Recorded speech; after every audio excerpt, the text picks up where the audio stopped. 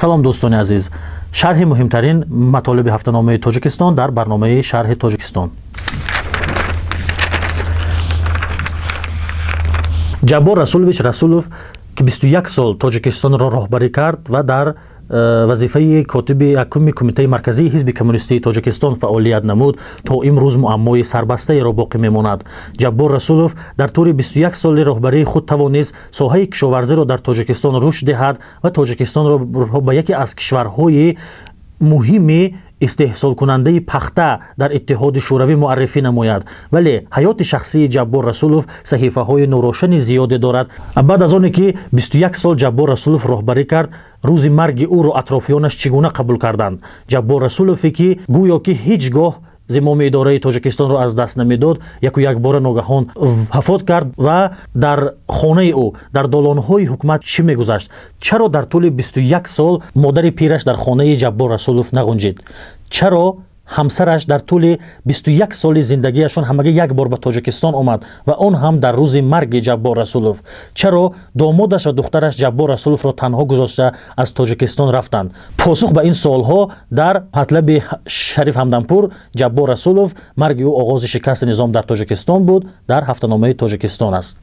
Чанд ҳафтаи охир яке аз мавзӯъҳои доғи матбуоти ҷаҳон ва аз ҷумла васоити ахбори оммаи Тоҷикистон хуруҷи вируси нав коронавирус дар Хитой мебошад, ки сарҳадҳои Хитойро убур кард ва вориди давлатҳои дигар шуд. Ҳафтаномаи Тоҷикистон дар ин замина ду матлаби таҳлилӣ ба нашр расонидааст, ки яке коронавирус чаро танҳо калонсолон ба он гирифтор мешаванд ва 18 тавсия барои пешгирии коронавирус мебошад. 18 тавсия барои пешгирии коронавирус ба қалами Абдулло Хоҷаев, табиби тоҷик ки дар Русия кору фаъолият мекунад, тааллуқ дорад ва ин матлаб роҳҳои гирифтор нашудан ба коронавирус, роҳҳои пешгирии ин бемориро бозгӯ мекунад.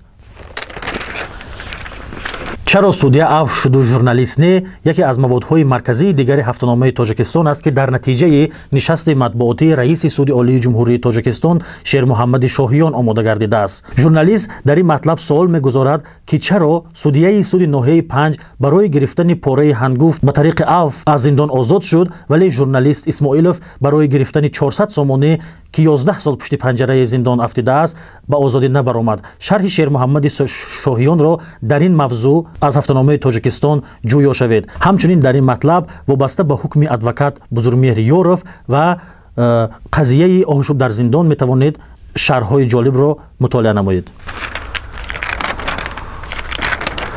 баҳси патент дар Тоҷикистон баҳси доманадор аст ва сабаби асосии сар задани чунин баҳсҳо дар надоштани маълумот вобаста ба патент ва тамғагузорӣ дар ҷумҳурии Тоҷикистон мебошад. Хонандагони Тоҷикистон чанд вақти охир ба идораи мо телефонӣ дар тамос шуда дар мавриди патентгирӣ ва тамғагузорӣ ба молҳои миллӣ, гирифтани ҳуқуқи муаллифӣ суолҳои зиёде ирсол мекарданд ва мо қарор додем, ки директори Маркази патент ва иттилоот Мирзо Исмоилзодаро ба идораи ҳафтаномаи Тоҷикистон ба гуфтугӯи мустақими телефонӣ даъват кунем ва натиҷаи ин гуфтугӯи телефонӣ дар як матлаби муфассал таҳти унвони Маркази миллии патенту иттилоот аз А то Я дар ҳафтаномаи Тоҷикистон чоп шудааст, ки маълумоти фаровонеро вобаста ба патент, тамғагузорӣ, гирифтани ҳуқуқи муаллифӣ, навгониҳои ихтироот дар Тоҷикистон ба шумо бозгӯ хоҳад кард.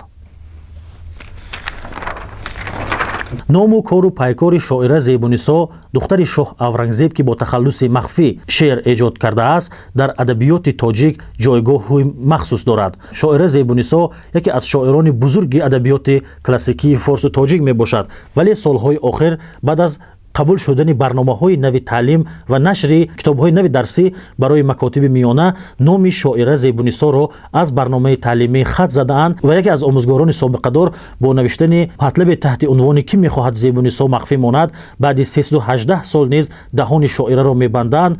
ин мушкилро рӯи коғаз овардааст ва ҳафтаномаи Тоҷикистон онро ба нашр расонед ва гумон мекунам, ки вазорати маориф ва илми ҷумҳурии Тоҷикистон ба ин матлаб вокуниши дақиқе ирсол хоҳад кард.